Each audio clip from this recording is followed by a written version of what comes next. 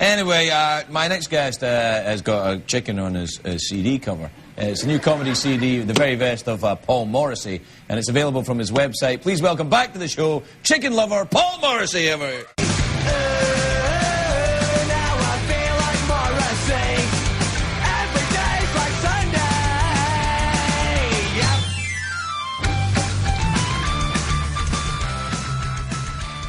Welcome to the Alley Oop Podcast. I'm your host, Paul Morrissey. If you're a first-time listener, don't let the title fool you. Alley Oop is a sports term, but oftentimes we won't talk about sports at all. It just depends on the guest. I mean, alley oop is more in a metaphorical sense, if that's a real word, of me. You know, an alley oop is a guy throwing it to a teammate for a slam dunk.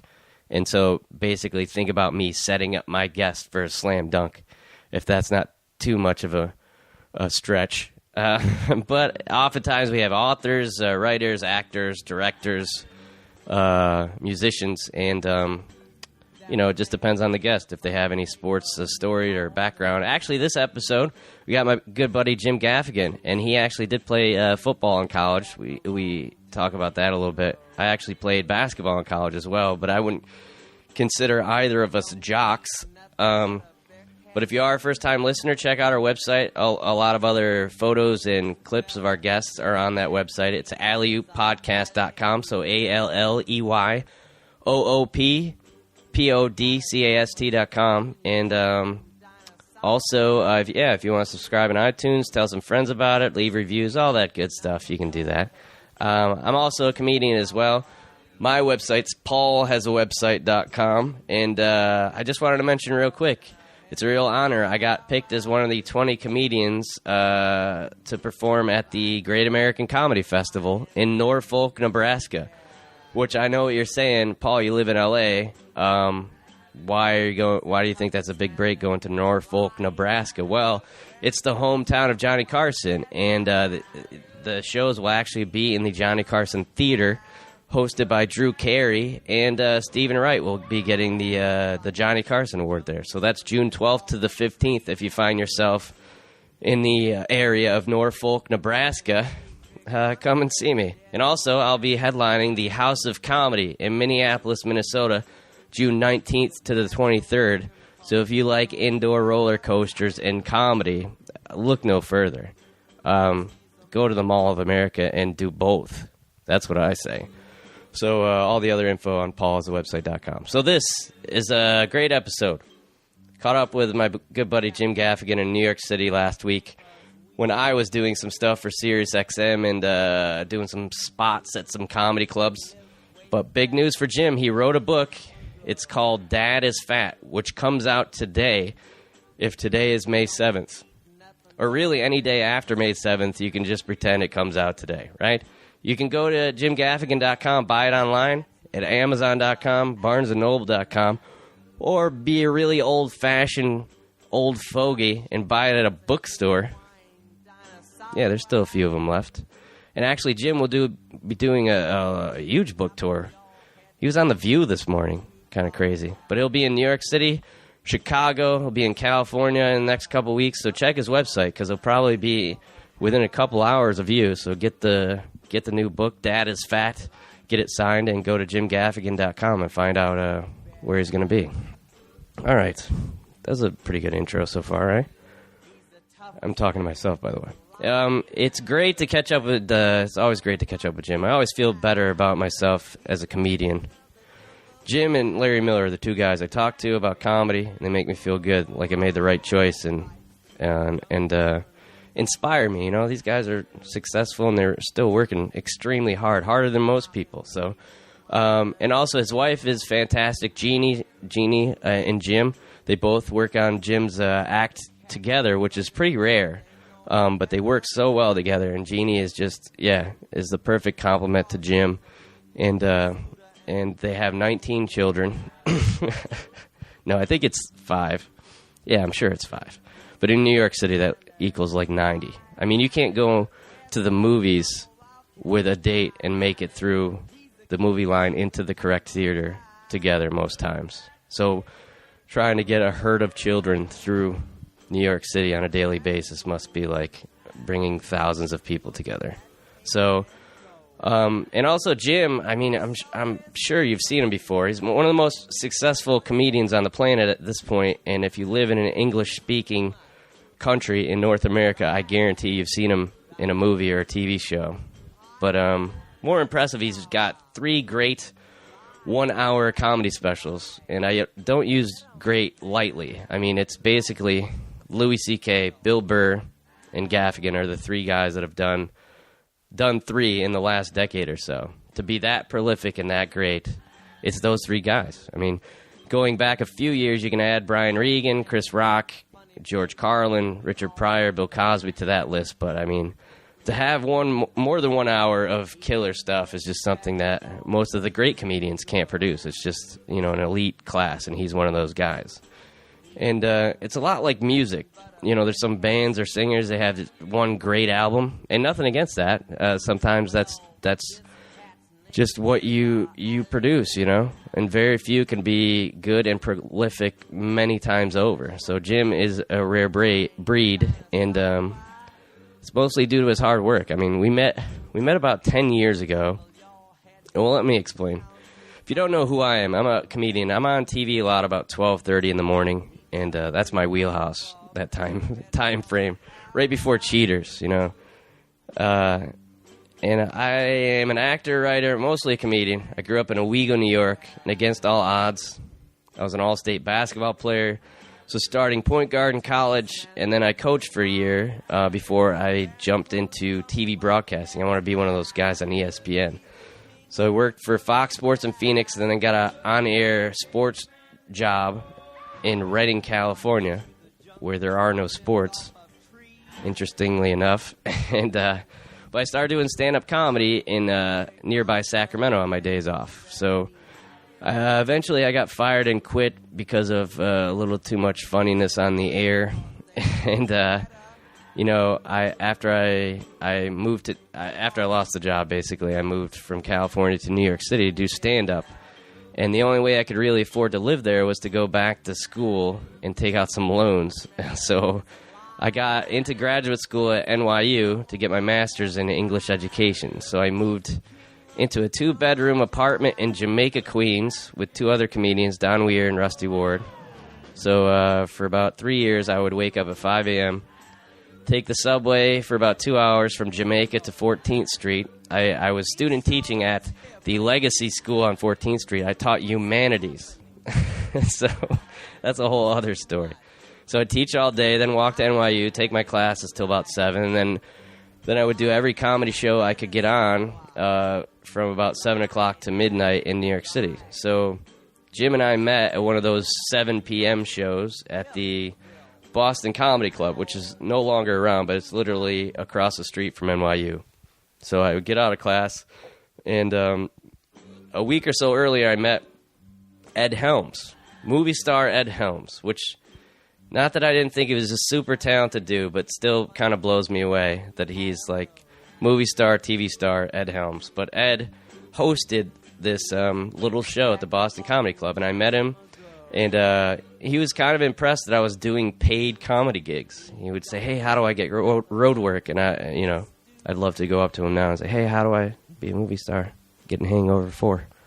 But always a super nice guy. I have nothing but good things to say about Ed. Always super cool. And so he asked me to actually do his show back then at the Boston Comedy Club. So Ed Helms is the host. Imagine this. It's 7 o'clock or 7:30.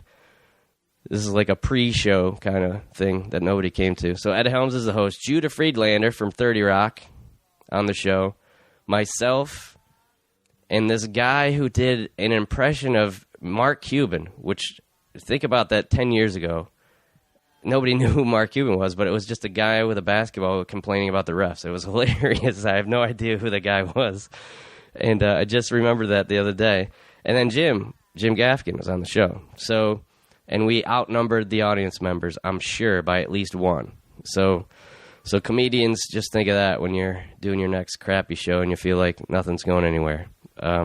Basically, everybody is super famous except for me and that Mark Cuban guy. But even he may be famous. I don't know who it is. But shortly after that show, I met Jim, and we talked for a little while, and then I ended up working with him at the DC Improv just by a fluke. I was already booked there, and so I ended up doing so that week. I think we did 8 or 10 shows, and it was like comedy boot camp. Jim was just starting to headline the clubs, and he was destroying and just writing new stuff for each show, and just got me super motivated at that point to keep writing, keep developing material.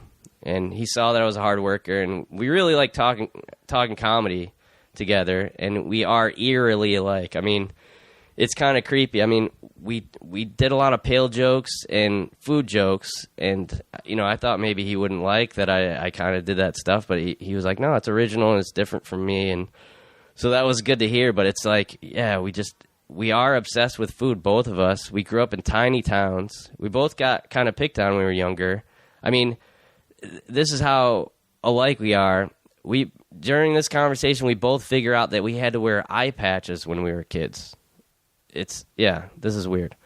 So, I mean, we both kind of have that chip on our shoulder of being underestimated your whole life. I mean, me, being a 5'9" white guy and wanting to play college basketball, I mean, that's basically you're proving yourself every day. But, just in life, it was, we both have that thing of proving people wrong, and not do it in a mean or forceful way, just prove it with hard work and putting in the time. So he does that with, his material by just developing stuff. He felt like he was kind of overlooked for a while in New York City before he got his big break with the David Letterman show, and he already had, 5 Letterman sets ready by the time he did that show. He was working so hard. So that's kind of always the rule in show business is, you might not get your break right away, but when you get it, you got to be ready for it. So, and he always said, I remember Jim saying Dave Attell was undeniably funny, and that was like an important thing, that it doesn't,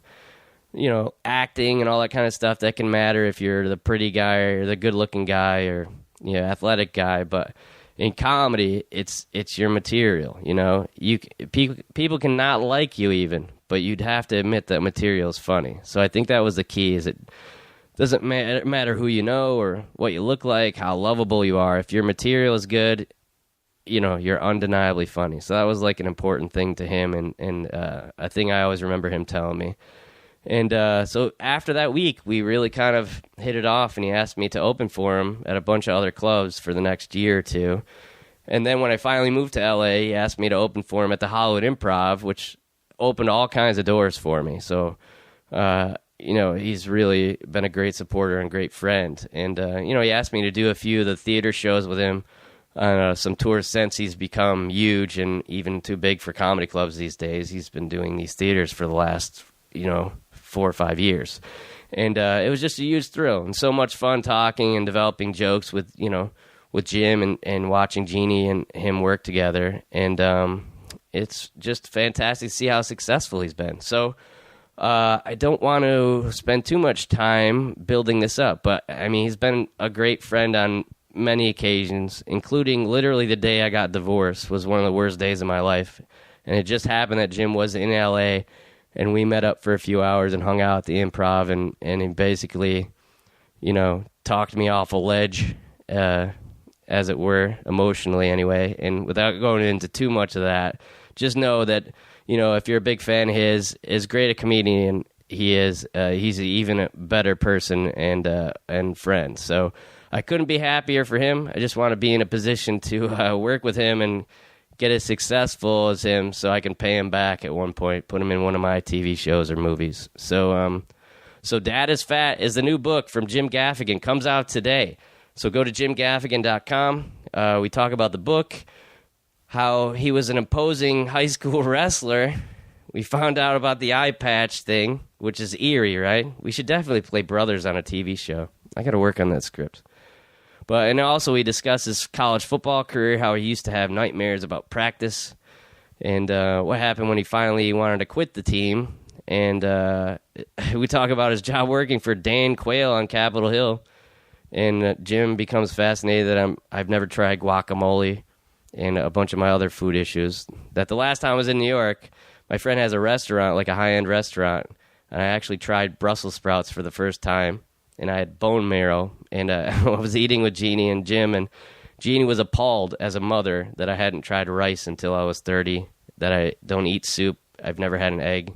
We get into that, my weird food stuff, and also what Jim wants to do next in comedy. So I hope you enjoy this conversation with my good friend, Jim Gaffigan.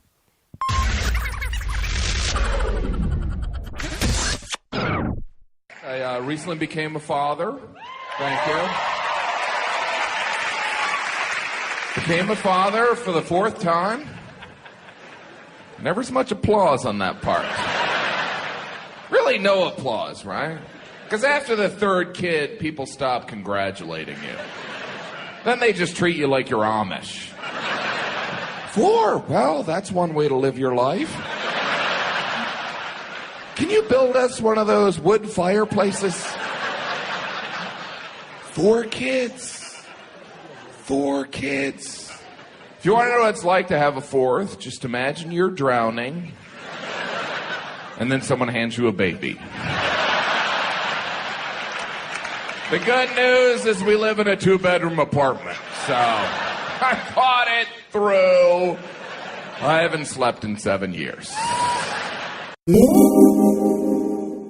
First off, we see this book, Dad is Fat. Yeah, this is a collection of basically the tweets and shorter stuff just about, I guess, daily life with 5 kids. It's not tweets. It's that inspired. That's an excerpt that you have there. Oh, okay. But it inspired a bunch of essays that I wrote that, Jeannie and I, we do everything together, so Jeannie and I rewrote them and rewrote them again, and hopefully they're funny. Yeah. So I've known you for a little while. This is the first time, I guess, I've seen... Have you always written, like, short kind of stuff? Yeah, I'd say I'm definitely much more of a stand-up, but I would say that this is, my first foray into longer essays. Mm-hmm.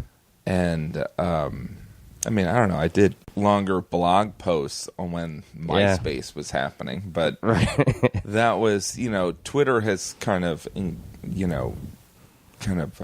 crept me to shorter statements. Yeah. Those are those shorter things that are right. But then when I saw, like, David Sedaris for the first time, I'm like, well, that's something that would be fun to write. Like, it's never too long. I mean, his stories are usually like 5 or 10 pages, and it's funny, and it's like a kind of compact idea instead of, it's like writing a screenplay. I feel like writing a novel or something is just too overwhelming. Oh, yeah. No, like a novel, that would just be a huge hurdle. But my essays some of them are like 2 pages, and some of them are 8 pages. Yeah.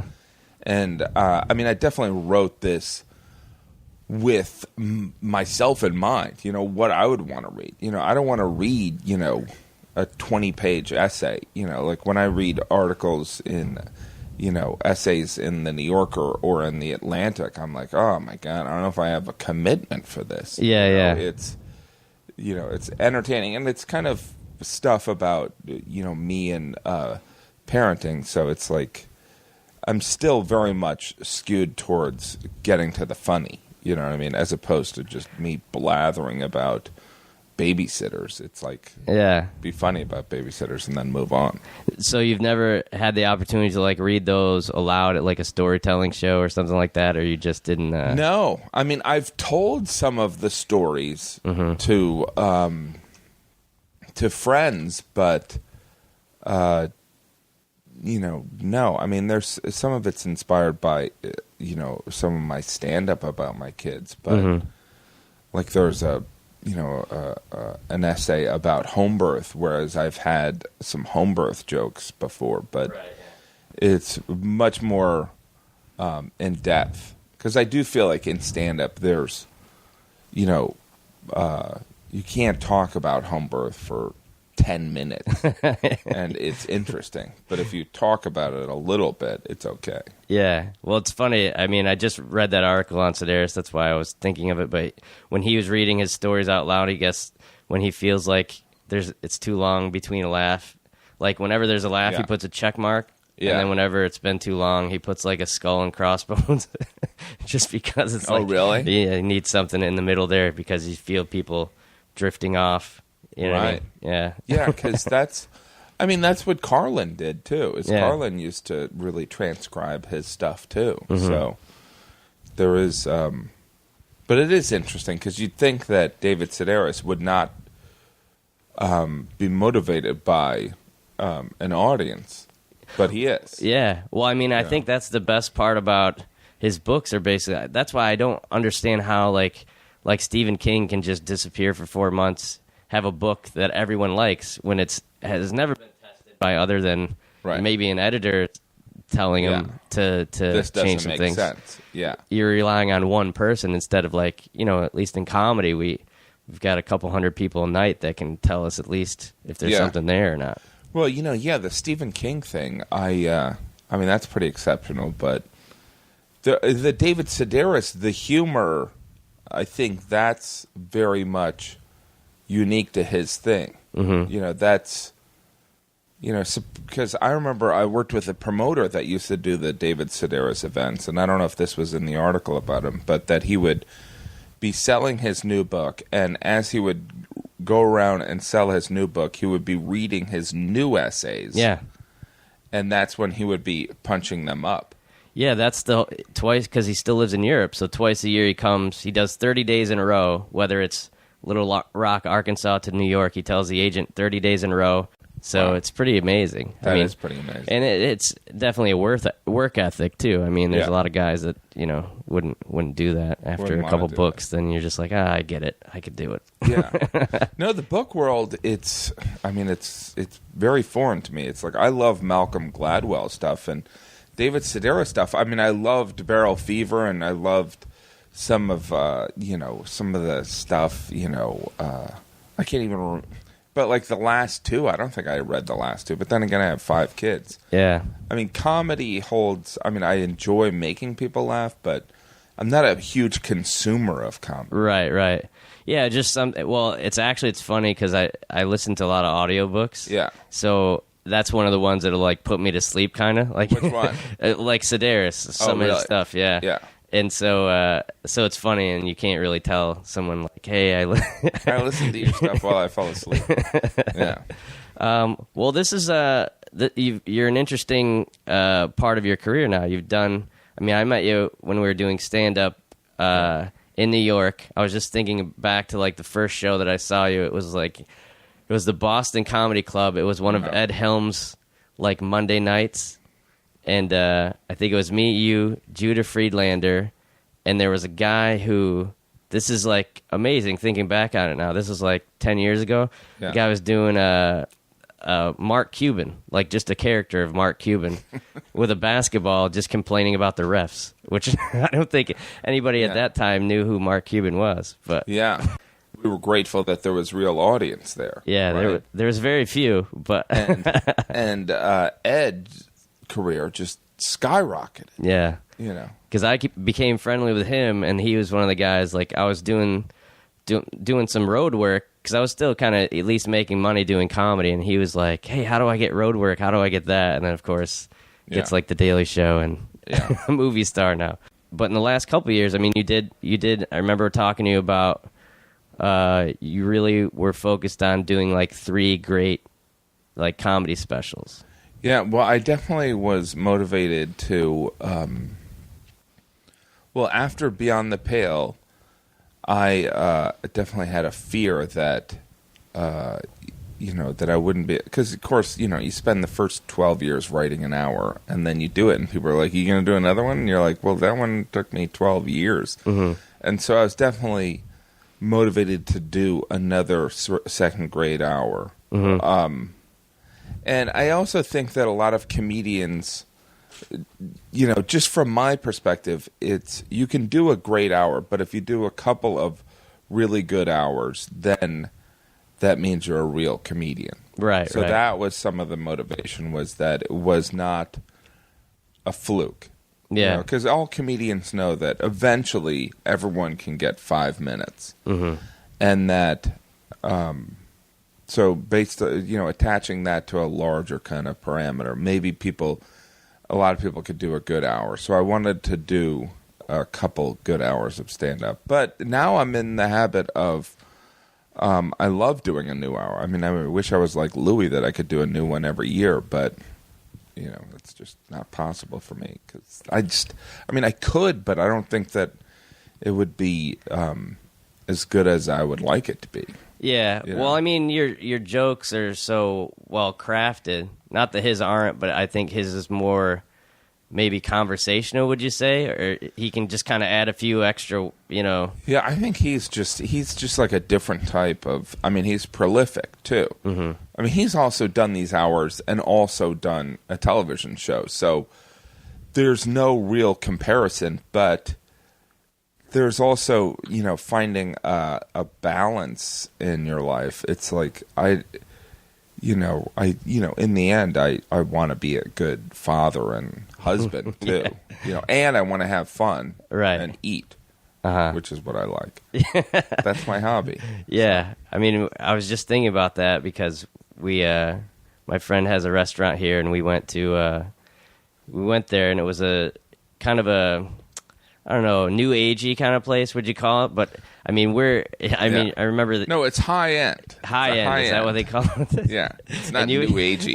It's not like crystals. And you even said like, I think they were trying to cook up some kind of special oysters or some. We did try bone marrow, which I think that's the craziest thing I've tried. But well, you're kind of a wimp. Well, but you said both of us are white trash kind of eaters. Yeah, we're totally white trash. But then I remember how upset your wife got that I had never tried like an egg or I've never had coffee. Mayonnaise you've never had coffee or anything green really. Yeah, I mean, but that's insanity. But you're more upset as a parent, like if you were my kid, or at least your wife was like, I can't believe your mom didn't make you eat this at some point. But that restaurant was very much. I'm just like I like fine dining, but I am a you could say I'm a meat and potatoes kind of guy, but. Mm-hmm. I'm all about if the food is good. Like, I'm not bored with eating. Some restaurants, really fine dining restaurants, they're like, it's like a snail and an egg. Mm-hmm. And you're like, I'm not that bored with eating. Yeah. Like, you go to some restaurants and they're like, how about cranberry sauce on your steak? And you're like, no. Yeah. Just make the steak really, cook it in a very, in a quality manner, and I will enjoy it. Well, that's how I really like steak. So anytime somebody's like gravy or this sauce or that sauce, I'm like, no, if the steak's good, I'll eat the steak. But also I'm not very adventurous because if I eat something I don't like, it really bums me out. Like it can like ruin my day. If like somebody's like, oh, you should try. Like I've never tried sushi because I feel like if it's bad... that would ruin your day? I mean, but wasabi? You've never tried wasabi? No. I mean, I don't even like fish, but I like sushi. No, I don't. It's a different thing. I like shrimp and like lobster and like the shellfish kind of. I actually don't like mussels or any, the oysters or clams or anything. Yeah, no, that's disgusting. Shrimp is probably the fishiest. But those are cockroaches. You know that. They are. But for some reason, I don't know if it's like the Benihana where they cook it in front of you. I've never been a big like mass like at the cafeteria. I would just not eat lunch for a couple weeks until I started bringing bagged lunches my mom would make me eat because I wouldn't eat. That's when they would just have a big vat of something and they would just kind of slop. You wouldn't eat that. Oh, I'd rather starve. Now what did you eat today? What have you eaten today? I had I did the New York lunch, slice of pizza and a Diet Coke. But how do you know that like the person that made that pizza wasn't disgusting? I watched him. I was watching him do the dough. Okay. While Richard Marx was playing. It was kind of romantic. Well, so wait a minute, and you had a Diet Coke? Yeah. Diet Coke, like soda's poison, right? Yeah, I mean, but I have switched from regular Coke to Diet, and I've also gone to sparkling water at times. But I've never tried coffee because I tried coffee ice cream and it was terrible. Yeah, and I told my dad you can't compare that. But most people don't drink coffee. You don't start off liking it for the taste. Do you like beer at all? Yeah, but it's like that wasn't good. I know what you're saying about that. But I don't drink any hard alcohol or wine. Like I just don't have that. Like what when you were growing up, were you guys just eating bales full of rice? It's like chicken. just like today, I eat chicken, turkey sandwiches, steak. It's just very Irish, plain. I mean, I know that it's weird, but it's like... But do you like Mexican food? Yeah, I mean, if it's pretty plain, like I'll have like like tacos with just like cheese and. But no sour cream or guacamole. No, none of that stuff. Like you don't like guacamole? I've never tried guacamole. Are you crazy? I have no desire. No, your ex-wife was Indian, right? Well, the girl I'm dating now manages a Mexican restaurant. You still don't like guacamole? No. You know that guacamole is one of the best things on the planet. But like the texture, it's like mushy, it's green. What do you eat? I mean, it's green. But mostly you don't like mushy. Green things, right? I like solid things that kind of crunch when you, I guess. You know that's insane. Oh, right? yeah, I know. We've talked about this. Yeah. We're both crazy. We know this. Yeah, I know. Well, we're all crazy in different ways. But that is fascinating. But that's one of the reasons we would just talk about, like, right, like caviar, I don't get it. I don't get it. Way. I refuse to get it. But I mean, I will say the most adventurous I ever got was on like a cruise ship. You had what, rice with soy sauce? No, that's when you would try like the fish stuff that you'd never. You would do that on a cruise ship? That cruise ship food is cafeteria food, though. Well, for some reason, if I'm not paying for it or whatever, it takes the pressure off. Because if I paid like $50 for a lobster and I hated it, then I would go even more crazy. Yeah. But I actually like crab cakes too. Crab cakes are pretty good. I didn't try rice until I was 30. You didn't try rice? How would you go up into the age of 30 and not consume some rice? What about so Mexican? Because rice is like in a lot of things. Like what about chicken and rice soup? You never had that? No, I don't eat soup either. You don't eat soup. It's literally the watered down version of whatever it is. So if it's like, I'd rather just eat chicken than like chicken noodle soup, And I'm just waiting for like the hammer to fall, like that you don't drink water. No. Do you not drink water? No, I drink water. Do you bottled water? But you know that most people, like their food resistance. This is fascinating. Most people, their food resistance is like, I don't like milk or I don't like eggs. Right. But you don't like food of a certain color. Well, but that's the thing is I feel like at least mine's weird, but it's not based on any belief. It's just based on, you know what I mean? Like there's no But that's not a or... rationalization. You're like, mine's weird, but I'm crazy. Well, if somebody's just like, well, I don't eat meat because of whatever. So you eat meat, but you don't eat fish. Yeah, but it's all based on like smell, texture. Yeah. I mean, like I've had like fish and chips before. That's probably as far as I go with fish, but it's not like it is mostly smell, I would say. Smell and texture. Yeah, anything too mushy. Do you like cheese? Yeah. Cheese I like. You like blue cheese or no? No blue cheese. That's smell comes into play. Do you like spicy things or no? It depends. I really like jambalaya pasta. I'll have that. I'm a big my pastas. I love penny vodka with chicken. That's one of my favorite ones. But I'm not like a huge spaghetti. I hate meatballs. You hate and meatloaf, meatballs. all that kind of stuff. Why? It's just like a taco at Taco Bell. Like that brown ground up meat just doesn't seem real to me. I don't know. Right. Okay. I'd rather just you have like hamburgers? Yeah, good hamburgers. Like I said, I like a good. Are there steak. moments when you're like refusing to eat something? Like, do you hide your food weirdisms? You watched from people? me eat. No, I was a little embarrassed. but you were with. I'm a comedian too. So, like, do you sometimes when you're out on a date with a woman, do you sit there and you go, "All right, I'm gonna hide from her that I don't eat things that." No, we'll talk about it because it usually like you said, it's very weird, but it's a little interesting. And then now I think was it? Do you get drunk? Do I get drunk? Yeah. Yeah. Have you been drunk? So when you get drunk, do you eat gyros or anything like that? No, I've never gotten anything. You've never had a crazy. gyro? No, that's like total mayonnaise, right? Isn't that like mayonnaise? Gyro? Yeah. Are you from the United States? you know, or maybe you call it a gyro? Yeah, it's well, I told you, my buddy that has all those restaurants. Yeah. So he owns fine dining restaurants, and you never had rice till you were 31. Yeah. What? Well, that's the big plan, because we're from a tiny town, like smaller than yours, I would even guess. And the guy who worked in the diner, the one diner that we had in the town, he's an Iron Chef now. Like he was just against Bobby Flay, an Iron Chef. So my big plan was to get him and my other buddy who has the restaurant together and make my restaurant. And my friend's like, what are we going to serve, chicken tenders? Like, you're not going to eat anything. And this was where? This was Owego, New York, Binghamton? upstate, outside of Binghamton, like 20 miles outside. Yeah, that's where David Sedaris is from, too. Oh, he's from there? Yeah. I thought he was from, like, North Carolina. No, he moved there when he was like 10 or 12 or something. He's got a few stories about like Binghamton, Cortland up there. I don't know if you've ever been, like near Syracuse. Yeah, there's not a lot there. It's like old, like it was like the county seat in like the 1700s, but then there's like an IBM plant. So everyone either works at IBM or they're a teacher. That's pretty much it. Right. So that's why I played basketball like 8 hours a day. That's all I did. No, I grew up in one of those towns. Yeah, well... There's nothing else to do. So did you... I read this, and we never talked about this. So did you play... So you were a wrestler in high school, I think, right? Did you play football, too? Yes.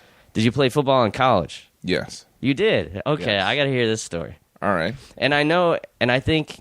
I don't know if you get as upset as I do. I wouldn't say upset's the right word, but... I remember, like, I know I don't look like I ever played any kind of sport now, and I don't pretend to be, like, oh, how come you would just assume that, But I was an all-state basketball player. I played in college, and I almost played professional. Basketball? Yeah. Wow. And so I don't talk about that a lot, and now it's coming out in, like, some of the stories, Because this is a true story. I could have played in Ireland professionally or for the Washington Generals, which is the team that gets beat by the Globetrotters. Well, at that point, I was too, like, I didn't want to be, like, a professional loser. I was, like, too passionate. Like, I would have been one of those guys, like, screw this. I'm not going to take the fall tonight. We're going to beat these guys. Like, I was too competitive. And that's when I got into TV sports. Like, I got into, like... that's interesting. Yeah, I was a sports anchor. But now, looking back, I wish that I had at least spent one summer. I had some friends that did it for, like... 5 or 10 years. It was just like a fun job to have. But yeah, I can imagine. So yeah, I just started playing. We have a comedian basketball league in LA now, so it's kind of fun just to do it for fun now because I'm not as competitive about it. Right. But like for you, I think you look like an athletic guy, and I wasn't surprised that you wrestled or did anything. It's interesting to hear that because I think that I identify with the whole notion of people not. People assuming that you weren't an athlete because I think that I'm cast as a nerdy guy a lot in acting roles, and I've always had horrible eyesight, but I was a decent athlete. Like in wrestling, I beat the guy that was, I think, third in state, and maybe the next year he won state, but I beat him. Very small high school that had 100 students. And 25 of them were girls, so there were 75 boys for 4 grades. Oh wow!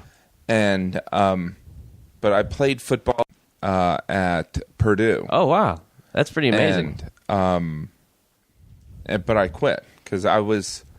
I mean, now I don't know how much I weigh, 100,000 pounds, but back then I was like 190. Yeah, but really in shape. And what'd you play?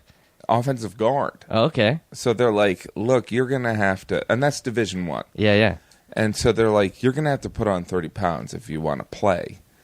And some of it is I felt like I was playing football out of habit. And so I quit. And then I went to Georgetown. I transferred to Georgetown, which I wanted to. And football probably helped me get in. My brother was playing football there too. Oh, wow. And then I was the starting center my junior year, and I said, forget it, and I quit. At Georgetown? After the two-a-day practices ended. Because it was just so, those two-a-days were just brutal. No, I mean, I played at a small college, and, even to make the team at a college, any college athlete, that's a huge, that's the majority of your time. You spend way more time practicing than you do going to school, that's for sure. I mean, off season we were lifting weights in the morning, we were doing, camps in the summer. I mean, all this stuff. So that's the thing. It was pretty much my life, through college, and then it was kind of afterwards, You probably had that thought your junior year, like, I got to do something else after this, so it can't be all about football. I would have nightmares about going to practice. Oh, and really? It wasn't that I didn't like to get hit. It wasn't that I didn't like, it just wasn't that fun. Yeah. And I remember, coming back from these 2-a-day practices and seeing people go to parties. Yeah. Or seeing people, meeting girls. And I was like, what am I doing? Yeah, so you weren't attached to that as like, because for me, it was kind of like my identity. I was like, hey, that's the little guy. It was very much my identity. Yeah. Like when I quit, it was a big to-do. And my brother was the captain when I quit. And I went in, I had a nightmare, and all my roommates were football players. I woke up and I said, I'm quitting. And they were like, and because, as athletes, you complain about practices. You complain about a lot of things, just as actors do. And I said, but you know what? I'm quitting. And they're like, no, you're not. And I walked into the coach's office, and I said, look, I'm sorry, but I can't do this anymore. And I remember he was eating a sandwich, and he was like, Jesus Christ, Gaffigan, you are some piece of work. And he was like eating a big hoagie. Yeah. And he goes, hold on a second. He went in and he got the other coaches. And they came in, and it was a pretty amazing experience because I was resigned to the fact that I was quitting. And they thought they just needed to talk me out of it. Right. And especially you're starting at that point, or yeah, I was starting, but I wasn't screwing over the team. Right. It was still 2-a-days, and there were other people that could play my position. And so eventually I remember there was one conversation I had with this. This was Division III, by the way. This is not me characterizing this as, No, but I mean, this is... It's not like we're playing USC next week. And so... But it's a high level. All these guys are the best players on their high school teams that make it to that, you know what I mean? Yeah. That and level. so then... So then this one coach, I think he was the defensive back coach, who... He came in, and it was kind of a last-ditch effort to get me to not quit. And he said, he goes, look, you're probably going to be going to New York after this and working in finance. And because, I was studying finance. And he goes, I will blackball you in New York in the investment world if you quit. And I said, go ahead. Because I wanted to quit. And, by the way, what a scumbag thing to do to like a 20-year-old guy. Mm-hmm. And it's all fear. It's all fear. I mean, even you watch that Rutgers thing. That's why I don't feel the players have no leverage in college sports. Like, right, and so it was definitely one of those. What did your brother say, by the way? He was like, I can't believe you quit and you didn't even tell me. Oh, so you didn't even talk to him? And he was more or less my Irish twin. He grew up, he's probably, 15 months older than me and, great guy. But we're very different, and he was, I wouldn't have been the captain and, my senior year. And so, but he was very much of, I think quitting football was a pretty important event in my life because, that was the same kind of courage or idiocy that prompted me to go on stage and do stand-up. Mm-hmm. It was the societal norm says this is a really bad idea, but I'm going to do it anyway. Yeah. So I did that, and then I worked on Capitol Hill for a senator called Dan Quayle. Yeah?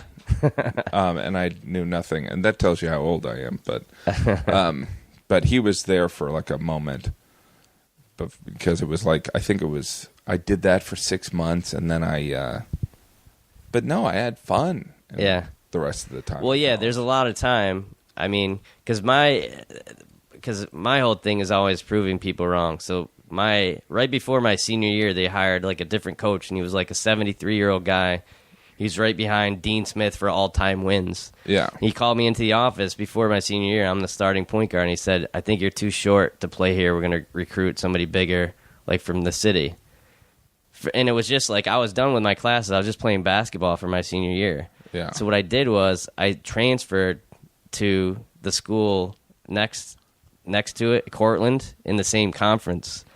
And so I got to play against them twice and lit them up twice. So it was basically just based on the fuel of proving that guy wrong. Yeah, there's something very machismo that goes on in sports. And, and I don't machismo is probably not the right thing because it obviously influences girls and women's sports, too.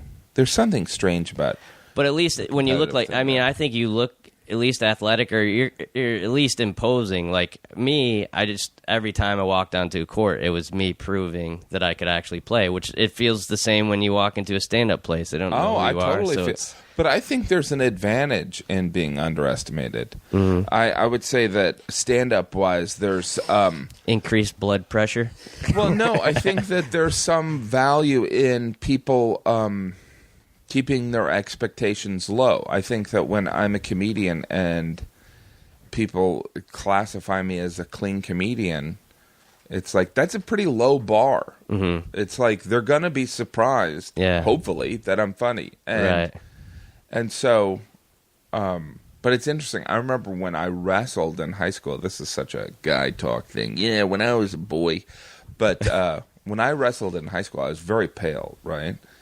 And much different than now. Yeah, much different than now. But I was white. Yeah. And, in great shape. And so at weigh-ins, you'd have these weigh-ins where essentially people would be nude, right?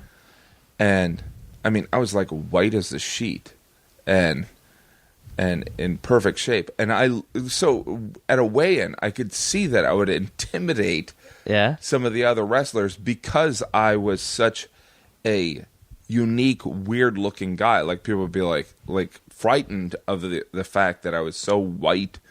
Like there would be black kids from inner city, South Bend that would be like, what the hell is this guy? So I remember my paleness being an advantage. You didn't get like a mohawk or anything like that? No. It was just a very strange appearance, when you're really pale. As you know, you're pale too. It's, it's a disadvantage unless you're trying to appear really frightening looking. That's why so many bad guys probably look like you and I. Well, we did get lucky in that we don't have like the really white eyebrows and eyelashes. I feel bad for those kind of guys because it's brutal. Yeah, there's two kids that grew up across the street from me. They are literally albinos. So I got off I wasn't even the pale guy in the town at that point. I was the pale guy in the town. There was no, it's like that's where, I think being so pale, which obviously in the grand scheme of, homophobia and racism and sexism, it's very minor compared to those. But I think that pale people, we have a sensitivity almost to dealing with being the outcast. Like, I really have a resentment towards people that make midget jokes because I've been the oddball. And if you're an oddball, all you want to be treated is as a normal person. So it's like, when people make fun of someone for being different, I'm like, ugh. Well, and me, being like you can at least grow a mustache and a beard and kind of look a little imposing. I always just look like the guy that you can. Because you're not eating rice. But also, I had Bell's palsy when I was a kid, and that's when you one half of your face is paralyzed. They don't really know exactly what it is, so I couldn't close my eye. So I think it was second grade, I had to wear an eye patch. Oh, I had to wear an eye patch. Oh, yeah? For what? Yeah, I had to wear an eye patch. My eyesight is so bad that there was, a theory back in the, 70s, 80s that if you covered up an eye, it would strengthen the other eye. So I would walk around with an eye patch, and I dove into a pool when I was 5 and knocked out my front teeth, so I had metal teeth. Jesus. So I had a patch over one eye, glasses, and metal teeth. So it's like I've been... Did you go with the white gauze, or did you go with the full-on black eye patch? I think it was just white gauze. Yeah, because that looks like you just got in an accident, so that's almost good for short term. Because if as opposed to I'm a bad guy on Walking Dead. Yeah, I'm a James Bond villain. Yeah. You had the metal teeth. That's even worse than... Because I had the I had so many teeth in my mouth that they put this thing in. I thought it was called a Frankel or something like that, where it's supposed to make your mouth wider. So at night, my parents got this key, and they would turn the key, and that would supposedly like widen my mouth. Oh wow! Which was literally like a vice in your mouth. Did it hurt? Oh yeah. I mean, it wasn't pleasant. That's for sure. But yeah, I sympathize with the teeth thing. Well, I wanted to also just say it's pretty amazing to see you. I think I've seen you at like these different intervals. Like I think when I first started working with you, it was to the point where you were selling out clubs. Like we did the DC Improv, and you were just about to get to theaters. Yeah. And then you have the one great special, and then you do the second one, and then I got to even do a show with you on the third when you were getting ready for that one. Yeah, where was we were in the middle of Nevada? Yeah, no, I think it was Bendover, Nevada, or Wendover. Yeah, West Wendover. Yeah. So, and I was happy I think I got a tag in the special, subway maybe. tag.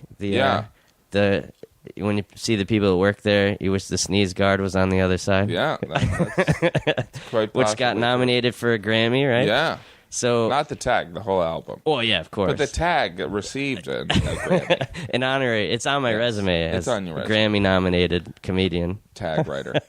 But yeah, I've just been so happy watching you. Oh, well, thanks. And then you've done Broadway. Now you have a book. Like, what are you looking forward to? Because I mean, do you feel? I mean, I feel I won't push this on you, but you were a very motivated guy because I think what we were talking about, you feel overlooked a lot and maybe not given credit or not given the opportunities, and now it seems you've created this fan base and you have the opportunities now. So what is it that's driving you to the next thing? Like, what do you want to do next, do you feel like? I don't know. I mean, I love to I guess besides make me eat guacamole. Make you eat guacamole and edamame peas. I would say I'm definitely I don't know. I mean, I got 5 kids, so I got to make some money. But of course. It really comes down to creative fulfillment. Mm-hmm. It's like, there's enough humiliation in this industry where you can, like, I want to use my opportunities to avoid as much humiliation, meaning I don't want to do jobs that I don't want to do, but I also want to do something creatively fulfilling. And I guess I really want to continue to get better at stand-up. Mm-hmm. I mean, I'd love to do a TV show, but I don't know if that's in the cards. I did a pilot, but that's a little bit of a long shot. So yeah, and you've also, I mean, you had one with Letterman's company a while back, too. And you were also on Ellen's sitcom, I think the second one. Yeah. So what is it about TV? Do you enjoy that process, or do you feel... I love acting. Well, you were a motivating factor for me to get, because when I moved here, all I wanted to do was stand up, and I just could not make any money. I literally went to grad school to afford to live in New York because I couldn't make any money. And you were, you're doing all these great acting things and very funny, like remember the Saturn commercials and Rolling Rock and all that kind of stuff, which I'm sure pretty much financed your stand-up career, at least the early part. Definitely. And so, I just acted in a sketch pilot a couple weeks ago, and I got my first acting agent, since I've been in LA, and I really enjoy doing that part, doing the writing and doing stand-up, because it feels like you're not just, just stressed out about, the stand-up stuff, because it's a lot of it's out of your control, except for the writing part. It's a lot of the things are out of control. That's why I don't understand people that just act. Mm-hmm. Like, that just seems the most crazy. At least stand-up, you can get some creative fulfillment going on stage and stuff like that. But the whole thing about it's like, I think people that do stand up, whenever I hear a friend complain, I'm like, we're one of the winners. We get to do what we want. So, maybe we don't have a boat, but yeah, and you've basically done it kind of in a family atmosphere now. I mean, you write with your wife, and I think you're doing a tour with your kids coming up. Yeah, I did the tour. Oh, you already did that? Every spring break, and then during the summer we tour and try and make the money to afford to have 5 kids. Well, thanks so much for being on the show, Well, Jim. thank you I really for having appreciate me. it. And go see Jim perform live. And also, the Dad is Fat book is coming out May 7th. May 7th. So the But best you can pre-order it now. on jimgaffigan.com. That'd be great. All right. Thanks so much, Jim. Thank you. Okay.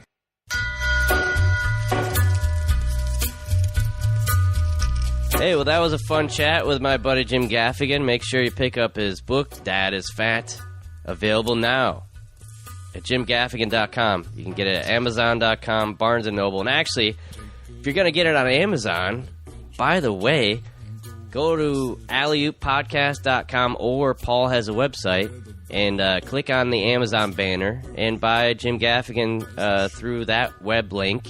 And that actually send some money to us at the Alley Oop Podcast through no extra cost to yourself. Just click on our Amazon banner and buy Dad is Fat. That's a great way to pay back to the Alley Oop Podcast. And thanks so much to Jim for chatting with me, and good luck on the book. Make sure you check out jimgaffigan.com. He's got all kinds of tour dates and stuff for the book coming up, so I'm sure he'll be close to your city. So get it signed and go see Jim. And also, if you have any questions, comments for the Alley Oop Podcast, email me at alleyooppodcast@gmail.com. So that's ALLEYOOPPODCAST.com. Or Paul has a website.com to see my tour dates and all that kind of stuff. So thanks to all the new listeners and subscribers, and I still haven't figured out how to end the podcast. So for now, this is it. You can do. He's a god, he's a man, he's a ghost, he's a guru.